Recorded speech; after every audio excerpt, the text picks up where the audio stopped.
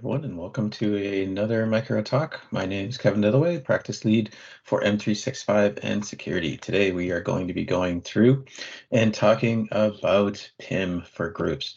PIM for Groups is something that went GA this year. For those who are pretty familiar with PIM, it's going to fall under the intra identity governance area, privileged identity management. And normally you would go in and you would do roles or Azure roles in here.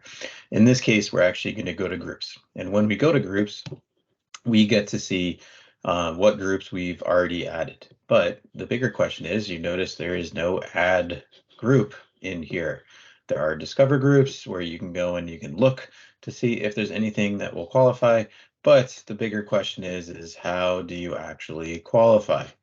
If I happen to go into my groups and I click on a group, I have an option under activity for privileged identity management. When I'm in there, I have the option to click enable PIM for this group. If I choose to do enable PIM for this group, it would then be available to me to see within here.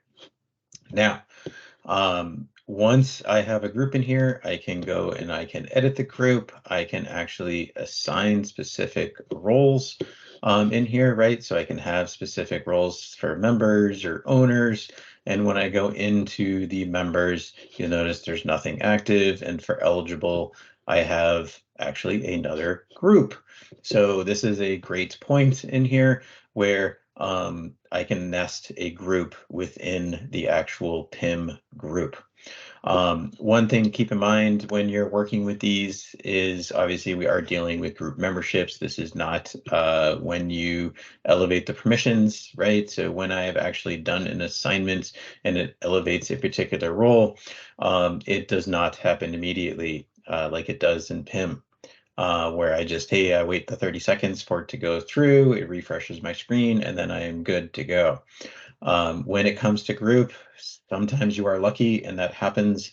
Other times you may actually need to just log out, log back in, refresh your screen, and you'll be fine. The other thing is with timing, you'll also notice the exact same thing. Once the timer is done, it doesn't necessarily end immediately. Sometimes it does require a refresh. Then it'll say, hey, you don't have rights anymore because it would have downgraded you.